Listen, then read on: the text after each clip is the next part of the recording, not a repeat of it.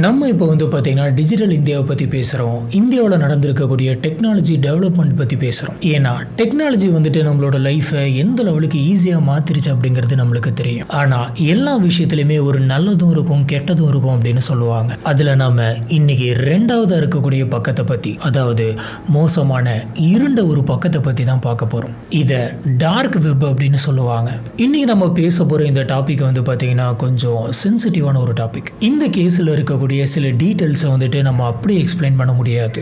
ஏன்னா அந்த டீட்டெயில்ஸ்லாம் பார்த்தீங்கன்னா அவ்வளோ மோசமாக இருக்கும். அதனால நான் ஸ்டார்டிங்லேயே சொல்லிடுறேன், மேக்ஸிமம் நம்ம அந்த மாதிரியான டீட்டெயில்குள்ளே போகாமல் அவேர்னஸ் பார்ட்டை மட்டும் எடுத்து நம்ம இங்கே பார்க்கலாம். அதுவும் போக இப்போ நம்ம பார்க்க போகிற இந்த கேஸ் வீடியோவை யூடியூப் அலோவ் பண்ணுறது ரொம்ப ரொம்ப கஷ்டம். இருந்தாலும் எதுக்காக நம்ம இந்த கேஸ் எடுக்கிறோம் அப்படின்னு பார்த்தீங்கன்னா அவேர்னஸ்க்காக. இந்த கேஸில் பார்த்தீங்கன்னா குழந்தைங்க சம்மந்தப்பட்டது தான் நிறையா இருக்குது. அதனால நான் டைரெக்டாக இந்த வேர்டு சொல்லாமல் இதுக்கு பதில் சிறார் அப்படின்ற வேர்டை நான் யூஸ் பண்றேன். இதுக்கு மேல இந்த வீடியோ ஃபுல்லா பாத்தீங்கன்னா நான் சிறார் அப்படின்ற அந்த வேர்டு தான் யூஸ் பண்ணுவேன். நீங்களே புரிஞ்சுக்கங்க. இன்னைக்கு நம்ம பார்க்க போற இந்த வீடியோல பாத்தீங்கன்னா கிட்டத்தட்ட 2 லட்சத்துக்கு மேற்பட்ட வீடியோஸ் கிடைச்சிருக்கு. இன்னும் பல லட்சத்துக்கு அதிகமான போட்டோஸ் கிடைச்சிருக்கு. இது எல்லாமே பாத்தீங்கன்னா டார்க் வெப்ல கிடைச்சிருக்கு. இதுல ரொம்ப ஷாக்கிங்கான ஒரு விஷயம் என்ன அப்படின்னு பாத்தீங்கன்னா, இது எல்லாத்தையுமே பண்ணது இந்தியாவில் இருக்கக்கூடிய ஒரு ஹஸ்பண்ட் அண்ட் ஒய்ஃப். வாங்க கேஸ்குள்ள போலாம். நம்மளோட சேனல்ல நம்ம கிரைம் ஹாரர் மிஸ்ட்ரி அப்படின்னு சொல்லிட்டு எக்கச்சக்கமான வீடியோஸ் பார்த்துட்டு இருக்கோம். இந்த வீடியோக்கெல்லாம் உங்களுக்கு பிடிச்சிருந்தது அப்படின்னு சொன்னா மறக்காம லைக் பண்ணுங்க. நம்மளோட சேனலுக்கு சப்போர்ட் பண்ணி சப்ஸ்கிரைப் பண்ணுங்க. ஹலோ ஃப்ரெண்ட்ஸ், நான் உங்க சாமி. Welcome to this part.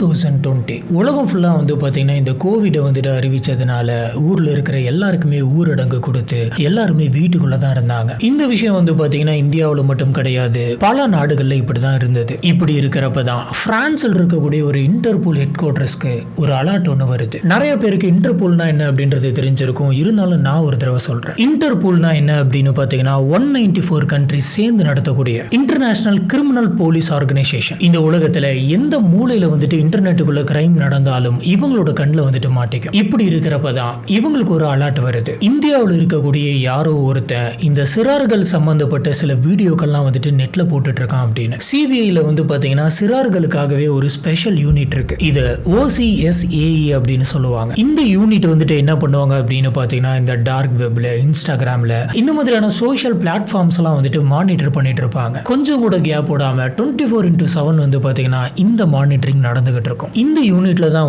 பாத்தீங்கன்னா ஒரு நபரை பத்தின டீடைல் ஒன்று கிடைக்குது. இந்த நபரோட பேர் பாத்தீங்கன்னா நீரஜ் யாதவ். இவன் சன்பேந்திரா டிஸ்ட்ரிக்ட்ல இன்ஜினியரா வேலை பார்த்துட்டு இருக்கான். 2019ல இருந்தே இன்ஸ்டாகிராம்ல, டெலிகிராம்ல இந்த சிறார்கள் சம்பந்தப்பட்ட சில மோசமான வீடியோக்கள்லாம் எடுத்து மற்றவங்களுக்கு எல்லாம் செல் பண்ணி அது மூலியமா காசு பார்த்துட்டு இருந்திருக்கான். இதுக்காக இவன் பேடிஎம், கூகுள் பே அப்படின்னு சொல்லி எல்லா விதமான டிரான்சாக்ஷனும் யூஸ் பண்ணிக்கிட்டு இருந்திருக்கான். இந்த ஆர்கனைசேஷன் பாத்தீங்கன்னா இவன் என்னென்ன டிரான்சாக்ஷன் பண்றான், எந்த மாதிரியான வீடியோ சென்ட் பண்றான் அப்படின்ற எல்லாத்தையுமே மானிட்டர் பண்ண ஆரம்பிக்கிறாங்க. இந்த வீடியோக்களை பார்த்து இவங்களுக்கெல்லாம் பயங்கரமான ஷாக். ஏன்னா அந்த வீடியோவில் இருக்கிறது எல்லாமே சிறார்களுடைய வீடியோ. அது மோசமா. இவனுக்கு இந்த வீடியோலாம் எங்க இருந்து கிடைக்குது, இதுக்கான சோர்ஸ் இவனுக்கு எங்க இருந்து வருது அப்படின்ற மாதிரி இன்வெஸ்டிகேட் பண்றாங்க. இப்படி ஆபீசர்ஸ்லாம் இன்டர்நெட்டுக்குள்ளேயே மாத்தி மாத்தி ட்ராக் பண்ணி இன்வெஸ்டிகேட் பண்ணதுல இது எல்லாமே இவனுக்கு ஒரு டார்க் வெப் பேஜில் இருந்தா கிடைச்சிருக்கு அப்படின்றது புரியுது. இப்ப டார்க் வெப்னா என்ன அப்படின்னு பாத்தீங்கன்னா, இது நம்ம நார்மலா யூஸ் பண்ணக்கூடிய இன்டர்நெட் கிடையாது. அதுல கூகுள், யூடியூப் இந்த மாதிரிலாம் வராது. நார்மலா நம்ம சர்ச் பண்ணும்போது இதெல்லாம் கிடைக்காது. இதுக்குன்னு சொல்லிட்டு சில ஸ்பெசிஃபிக்கான ப்ரௌசர்ஸும் சில ஸ்பெசிஃபிக்கான சாஃப்ட்வேர்ஸும் இருக்கு. இதை போட்டு தான் இந்த டார்க் வெப் மாதிரியான சில விஷயங்களை சில பேர் அக்சஸ் பண்ணிட்டு இருக்காங்க.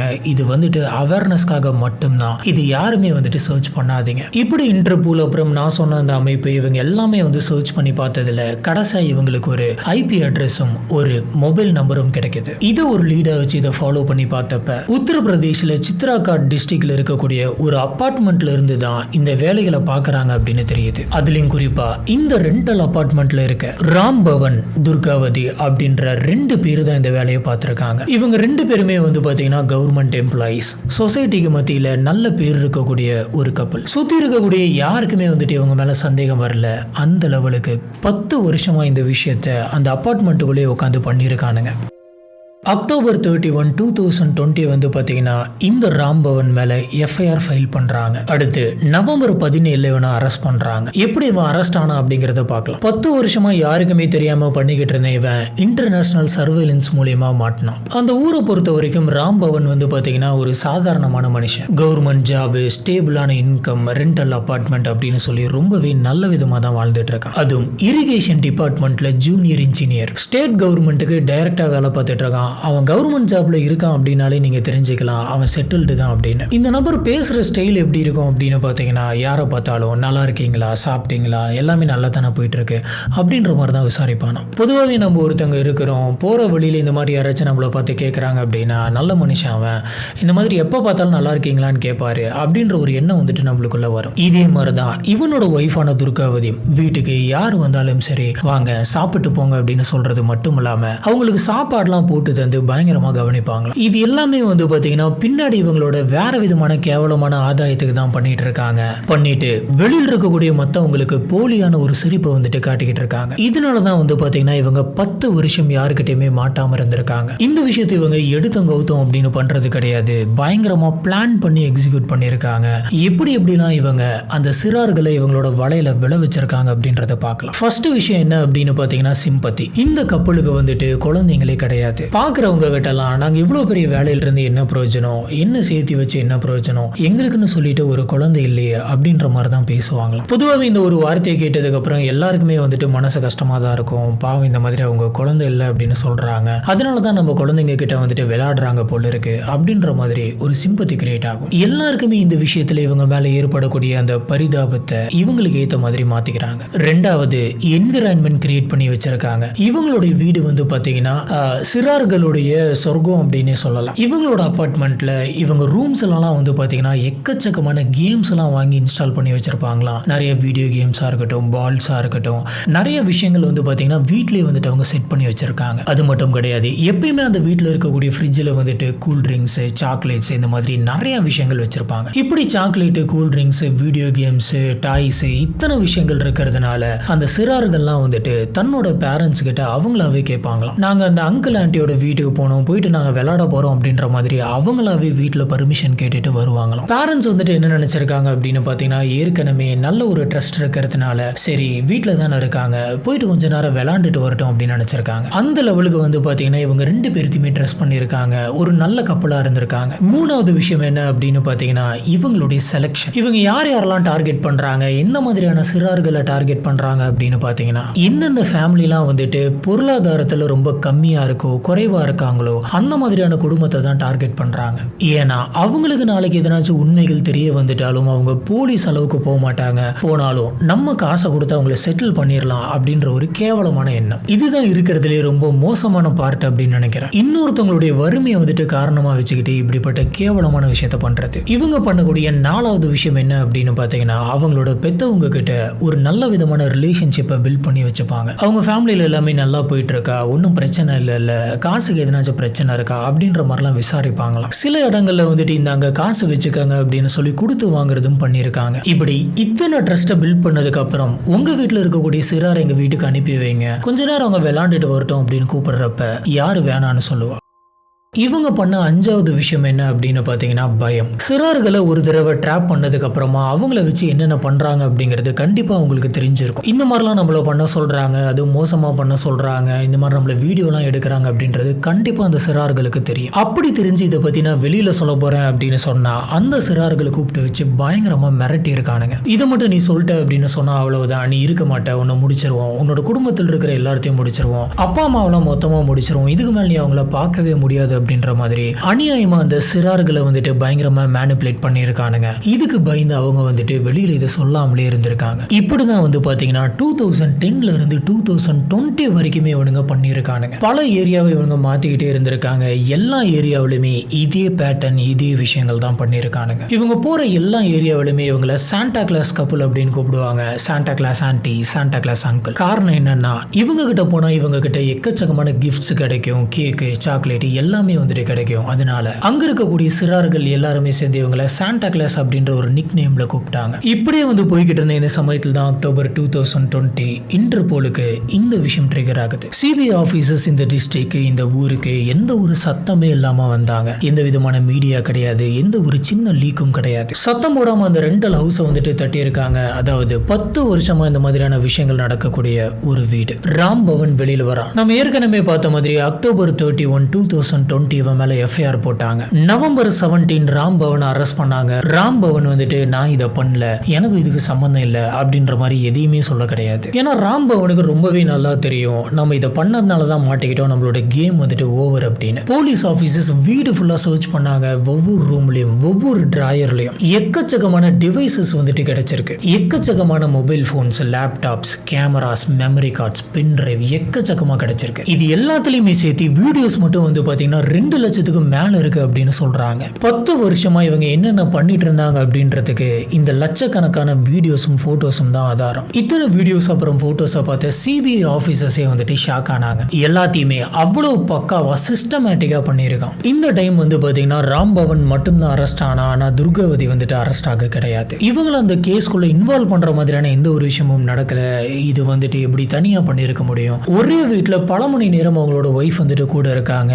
இந்த மாதிரியான ஒரு விஷயம் அவங்க அபார்ட்மெண்ட்டுக்குள்ள, அவங்க வீட்டுக்குள்ள நடக்கிறது எப்படி அவங்களுக்கு தெரியாம போயிருக்கும் அப்படின்ற மாதிரி பல கேள்விகள் வருது. இருந்தாலும் இவங்களை மாட்ட வைக்கிற மாதிரி எந்த ஒரு வீடியோக்குள்ளயும் இவங்க இல்ல அப்படிங்கிறதுனால போலீஸ் ஆபீசர்ஸ் அந்த சமயத்துல இவங்களை அரெஸ்ட் பண்ணல. ஆனா அதுக்கப்புறம் துர்காவதி வந்து பாத்தீங்கன்னா ஒரு விஷயத்த பண்றாங்க. அது என்ன அப்படின்னு பாத்தீங்கன்னா, எனக்கும் இதுக்கும் எந்த விதமான சம்பந்தமும் இல்ல அப்படின்ற மாதிரி அவங்க ஸ்டோரேஜ்ல வச்சிருந்த பல வீடியோக்களை வந்துட்டு இவங்க போயிட்டு டெலீட் பண்ணிக்கிட்டு இருந்திருக்காங்க. இந்த விஷயத்தை போலீஸ் ஆபீசர்ஸ் நோட் பண்ணிடுறாங்க. இது மட்டும் கிடையாது, இதுல சம்பந்தப்பட்ட சில சிறார்களோட வீட்டுக்கு போயிட்டு நீங்க எதனாச்சும் சொன்னீங்களா, என் பேரை சொன்னீங்களா அப்படின்ற மாதிரி கேட்டிருக்காங்க. அப்படி என்னோட பேரு நீங்க சொன்னீங்க அப்படின்னா அதோட விளைவுகள் வந்துட்டு மோசமா இருக்கும்ன்ற மாதிரி மிரட்டி இருக்காங்க. சில பேருக்கு அப்படியே காசை கொடுத்து இந்த விஷயத்த மறைச்சிடலாம் அப்படின்னு ட்ரை பண்ணிருக்காங்க. இந்த விஷயத்தெல்லாம் நோட் பண்ண போலீஸ் ஆபீசர்ஸ் எந்த ஒரு தப்புமே பண்ணல, இதுல எந்த ஒரு இன்வால்வ்மெண்ட்டுமே இல்லை அப்படின்னா எதுக்காக சம்பந்தமே இல்லாம இந்த வீடியோக்கெல்லாம் டெலீட் பண்ணணும்? எதுக்காக இவங்களோட பெத்தவங்க கிட்டலாம் போயிட்டு இந்த மாதிரி பேரம் பேசணும்? அப்ப கண்டிப்பா வந்துட்டு இவங்களுக்கும் இந்த கேஸ்ல இன்வால்வ்மெண்ட் இருக்கு அப்படின்னு சொல்லி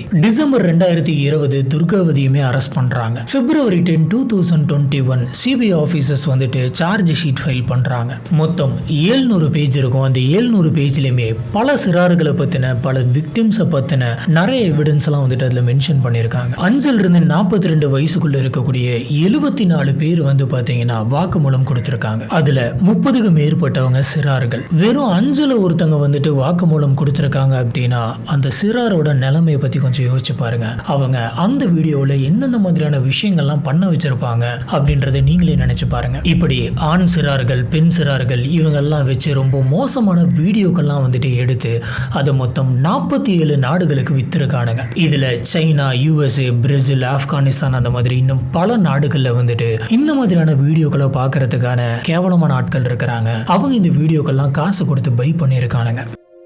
இது எல்லாத்துக்குமான கம்யூனிகேஷன் வந்துட்டு இவனுங்க டார்க் வெப்புக்குள்ளே பண்ணியிருக்கானுங்க. ஆனா ரெகுலரான விதத்துல டிரான்சாக்ஷன் பண்ணியிருந்திருக்கானுங்க. இதை தான் வந்துட்டு இவனுங்க ஒரு வழக்கமாவே வச்சிருந்திருக்கானுங்க. ஜூன் 2023 வந்துட்டு ட்ரையல் ஸ்டார்ட் ஆகுது. Victim testimony, digital forensic, vicarious investigation, international coordination அப்படின்னு சொல்லி எல்லாமே வந்துட்டு இவங்க 2 பேருக்கு மேல பாயுது. இப்ப துர்காவதி கோர்ட்ல என்ன சொன்னாங்க அப்படின்னு பாத்தீங்கன்னா, இது எல்லாமே பண்ணது என்னோட ஹஸ்பண்ட் தான், எனக்கும் இதுக்கு எந்த சம்மந்தமும் கிடையாது, என்னோட ஹஸ்பண்ட் தான் வந்து பாத்தீங்கன்னா இதுக்குள்ள என்ன இன்வால்வ் பண்ணிட்டான் அப்படின்னு சொல்றாங்க. அதாவது பொதுவாக இந்த மாதிரி கூட இருக்கிறவங்க ஒரு விஷயத்த பண்ணிட்டு இருக்காங்க. பொதுவாகவே நீங்க வந்து சிறார்கள்னு கூட வேணாம், எதனாச்சும் ஒரு பொண்ணை, ஒரு பையனை வந்துட்டு இந்த மாதிரி கடத்தி வச்சு இந்த மாதிரியான விஷயங்கள்லாம் பண்ண வைக்கிறாங்க அப்படிங்கறத நீங்க கேள்வி பண்றப்ப எப்படி ரியாக்ட் பண்ணுவீங்க? இவங்க கூடலாம் மனுஷன் வாழ முடியுமா அப்படின்ற மாதிரி யோசிச்சுட்டு உடனடியாக போலீஸ் ஸ்டேஷன் போயிட்டு சொல்லுவீங்க. ஆனா துர்காவதி இந்த மாதிரியான எந்த ஒரு விஷயத்தையுமே பண்ண கிடையாது. அதுவும் சிறார்களுக்கு இந்த மாதிரி நடந்திருக்கு. அப்பெல்லாம் எதுவுமே பேசாம கூட இருந்திருக்காங்க அப்படின்னா அப்ப இவங்க இன்வால்வ் அப்படின்னு தான் அர்த்தம். இப்போ வந்துட்டு என்ன இவர் இன்வால்வ் பண்ணாரு, அதனால தான் நான் உள்ள போனேன் அப்படின்னு சொல்றது எந்த விதத்திலுமே ஏற்றுக்க முடியாது. இவங்களுக்குன்னு சொல்லிட்டு அறிவு இருந்திருக்கும்ல. இப்போ இவங்க என்ன பண்றாங்க அப்படின்னு பார்த்தீங்கன்னா, இந்த விஷயத்த ரீசனா சொல்லி என்னை வந்துட்டு வேணும்னு தான் உள்ள இழுத்துட்டாங்க அப்படின்ற மாதிரிலாம் சொல்லி பெயில் கேட்டிருக்காங்க. இதுல ஒரு கொடுமை என்ன அப்படின்னு பார்த்தீங்கன்னா, அந்த சமயத்தில் இதுக்கு இவங்களுக்கு பெயிலும் கிடைச்சிருக்கு. ஆனா இதுக்கப்புறம் தான் வந்து பார்த்தீங்கன்னா எக்கச்சக்கமான விக்டிம்ஸ் வந்துட்டு முன் வந்து அவங்களாவே வாக்குமூலம் கொடுத்துருக்காங்க. இந்த வாக்குமூலத்தில் அந்த வீடியோக்குள்ள இவங்க வந்துட்டு என்னென்ன பண்ணாங்க அப்படின்ற விஷயமும் சேர்ந்தே தெரிய வருது. இதனால துர்காவதியோட இவங்களுடைய பெயிலை வந்துட்டு இவங்களே கேன்சல் பண்ணிடுறாங்க. பெயிலை கேன்சல் பண்ணி இவங்களோட ஜட்ஜ்மெண்ட்டுக்கு 2 நாளைக்கு முன்னாடி அரெஸ்டும் பண்ணிடுறாங்க. இந்த வருஷம் February 20, அதாவது 2026 இந்த கேஸ் வந்து பாத்தீங்கன்னா ஸ்பெஷல் கோர்ட்டுக்கு வருது. நீதிபதி இது எல்லாத்தையுமே விசாரிச்சுட்டு ராம் பவன் அப்புறம் துர்காவதி இவங்க 2 பேருக்குமே மரண தண்டனை கொடுக்கறாரு. பொதுவாகவே வந்துட்டு நம்ம நிறைய இந்தியன் கேசஸ்லாம் வந்து பார்த்துருப்போம். அதுல ஒருத்தங்களுக்கு மரண தண்டனை கொடுக்கறது அப்படிங்கிறது சாதாரணமாக கொடுத்துட மாட்டாங்க. ரொம்ப பெரிய குற்றங்களுக்கு மட்டும்தான் வாங்க. அது ஒரு கப்பலுக்கு வந்துட்டு மரண தண்டனை கொடுக்கறதுங்கிறது சாதாரணமான விஷயம் கிடையாது. ரொம்பவும் சில கேசஸை மட்டும்தான் வந்து பார்த்தீங்கன்னா கோர்ட்ல ரேர் கேஸ் அப்படின்னு சொல்லுவாங்க. இந்த கேஸை கோர்ட்ல வந்துட்டு ரேரஸ்ட் ஆஃப் ரேர் கேஸ் அப்படின்னு சொல்லியிருக்காங்க. இவங்களுக்கு கோர்ட் வந்து பார்த்தீங்கன்னா பல கோடி ரூபாய் வந்துட்டு ஃபைனா போட்டிருந்திருக்கு. அது மட்டும் இல்லாமல் பாதிக்கப்பட்ட அத்தனை பேருத்துக்குமே ஒவ்வொருத்தருக்கும் 10 லட்சம் ரூபாய் தரணும் அப்படின்னு சொல்றாங்க. இது வரைக்கும் வந்து பார்த்தீங்கன்னா 33 விக்டிம்ஸ் வந்துட்டு முன் வந்திருக்காங்க. இன்னுமே நிறைய விக்டிம்ஸ் இருக்கலாம் அப்படின்னும் இந்த கவுண்ட் வந்துட்டு 50க்கு மேல போகலாம் அப்படின்னு சொல்றாங்க. இந்த கேஸை பொறுத்த வரைக்கும் எல்லாருமே இவங்களை சாண்டா கிளாஸ் கப்பல் அப்படின்னு கூப்பிட்டுக்கிட்டு இருந்தாங்க. அந்த மாதிரி எல்லாத்துக்கிட்டையுமே ஒரு நல்ல விதமான மாஸ்கை வந்துட்டு போட்டுக்கிட்டு இருந்தாங்க. ஆனா இந்த மாஸ்க்கு பின்னாடி எவ்வளவு கேவலமான மிருகங்கள் இருக்குது அப்படின்றத பார்த்துக்காங்க. இந்த வீடியோ பார்த்துட்டு இருக்கக்கூடிய பேரண்ட்ஸ் எல்லாத்துக்குமே வந்துட்டு ஒரு ரெக்வஸ்ட். வீட்டில் இருக்கக்கூடிய சிறார்கள் வந்துட்டு அமைதியா இருக்காங்க, எதுவுமே பேச மாட்டேங்கிறாங்க, கொஞ்சம் டல்லா இருக்காங்கன்னா என்ன ஆச்சு ஏதாச்சு அப்படின்றத கேட்டு தெரிஞ்சுக்காங்க. அவங்க எங்கேயாச்சும் வெளியில போனாங்க அப்படின்னு சொன்னா என்ன பண்ணீங்க, இன்னைக்கு டே எப்படி போச்சு, ஸ்கூல்ல எல்லாருமே எப்படி நடந்துக்கிட்டாங்க, நீங்க என்னென்னலாம் பண்ணீங்க, விளாண்டீங்க அப்படின்ற எல்லாத்தையுமே கேட்டு தெரிஞ்சுக்காங்க. அவங்க எல்லாத்தையுமே உங்ககிட்ட ஓப்பனா பேசுறதுக்கான ஒரு சேஃபான ஒரு ஸ்பேஸை வந்துட்டு கொடுங்க. இந்த கேஸ்ல இன்னொரு மோசமான ஒரு ஃபேக்ட் இருக்கு. அது என்ன அப்படின்னு பார்த்தீங்கன்னா இன்னும் 47 கண்ட்ரியில டார்க் வெப்ல அப்லோட் பண்ணி வச்சு அவங்களோட வீடியோஸ் எல்லாம் வந்துட்டு டெலீட் பண்ணவே முடியல. அது எல்லாமே வந்து பார்த்தீங்கன்னா சர்வர்ல இன்னுமே இருக்கு. அதெல்லாம் டெலீட் பண்றது அவ்வளவு கஷ்டம் அப்படின்னு சொல்றாங்க. இதெல்லாம் வந்து பார்த்தீங்கன்னா அந்த விக்டிம்ஸ்க்கு, அதாவது சிறார்களுக்கு லைஃப் லாங் வந்து பார்த்தீங்கன்னா நிறைய சைக்காலஜிக்கல் ப்ராப்ளம் கிரியேட் பண்ணும். இப்படிப்பட்ட ஒரு விஷயம்லாம் வந்துட்டு நடந்ததுக்கு அப்புறம் அவங்களோட மனநிலை எப்படி இருக்கும் அப்படின்றத யோசிச்சு பாருங்க. இங்கே வந்து பார்த்தீங்கன்னா நம்மளை சுத்தி எக்கச்சக்கமான பேர் வந்துட்டு மாட்டியிருக்காங்க. இந்த மாதிரியான சில வீடியோக்களை வந்துட்டு இன்ஸ்டாகிராம்ல டெலகிராம்ல வந்துட்டு வித்ததா வந்துட்டு சொல்றாங்க. இதுல இருந்து என்ன தெரிய வருது அப்படின்னு பாத்தீங்கன்னா நம்மள சுத்தி இந்த மாதிரி பல பேர் இருக்கானுங்க அப்படின்னு தெரிய வருது. இப்படிப்பட்ட விஷயங்கள்ல யாராச்சும் இன்வால்வ் ஆகுறாங்க அப்படின்றது உங்களுக்கு தெரிஞ்சா கொஞ்சம் கூட யோசிக்காதீங்க. சப்புன்னு 2 வச்சு பக்கத்தில் இருக்கக்கூடிய போலீஸ் ஸ்டேஷனுக்கு தரன்னு இழுத்துட்டு போங்க. ஏன்னா இங்க சில விஷயங்களுக்கு மட்டும்தான் மன்னிப்பு இருக்கு. இந்த சிறார் சம்பந்தப்பட்ட விஷயத்துக்கெல்லாம் வந்து பாத்தீங்கன்னா மன்னிப்பே கிடையாது. ஏன்னா நீங்க கொஞ்சம் யோசிச்சு பாருங்களேன். இந்த மாதிரி வீட்டுல வந்துட்டு ஒரு சிறார் இருக்காங்க, இந்த மாதிரியான விஷயத்துல வந்துட்டு பாதிக்கப்படுறாங்க அப்படின்றப்ப அவங்களும் வந்து பாத்தீங்கன்னா வளரணும், பெருசாயிட்டு செட்டில் ஆகணும், அவங்களுக்கும் வந்துட்டு ஒரு லவ் லைஃப் இருக்கணும், கல்யாணம் ஆகணும், குழந்தை பிறக்கணும். இந்த ப்ராசஸ் எல்லாமே வந்து பாத்தீங்கன்னா ரொம்ப ஸ்மூத்தா இருக்கணும். இந்த மாதிரி சில கேவலமானதுங்க பண்ற சில விஷயங்கள்னால இது எல்லாமே கொலாப்ஸ் ஆகும். கடைசி வரைக்கும் அவங்களோட லைஃப் வந்து பாத்தீங்கன்னா பயங்கர டிஸ்டர்பிங்கா இருக்கும். இது அவங்களோட மட்டும் நிக்காது, சொசைட்டியே வந்து பாத்தீங்கன்னா பயங்கர மோசமா மாத்தும். அதனால தயவு செஞ்சு இந்த மாதிரி சிறார்கள் சம்பந்தப்பட்ட விஷயத்துல எவனாச்சும் இன்வால்வ் ஆகிறான் அப்படின்னு தெரிஞ்சா கூட உடனடியாக ரிப்போர்ட் பண்ணுங்க. இன்னைக்கு நம்ம பார்த்த கேஸ் வந்து பாத்தீங்கன்னா வழக்கமா நம்ம பார்க்குற கேஸ் மாதிரி இருக்காது. பட் இருந்தாலும் இது நம்ம ஒரு அவேர்னஸ்க்காக தான் போடுறோம். இந்த கேஸை பத்தி நீங்க என்ன நினைக்கிறீங்க அப்படிங்கறது கீழே இருக்கக்கூடிய கமெண்ட் பாக்ஸ்ல மறக்காம ஸ்பாட் பண்ணுங்க. நம்ம கமெண்ட் செக்ஷன்ல வச்சு இதை பத்தி நம்ம டிஸ்கஸ் பண்ணலாம். நம்மளுடைய வீடியோஸ் எல்லாம் உங்களுக்கு பிடிச்சிருந்தது அப்படின்னு சொன்னா மறக்காம லைக் பண்ணுங்க. நம்மளோட சேனலுக்கு சப்போர்ட் பண்ணி சப்ஸ்கிரைப் பண்ணுங்க.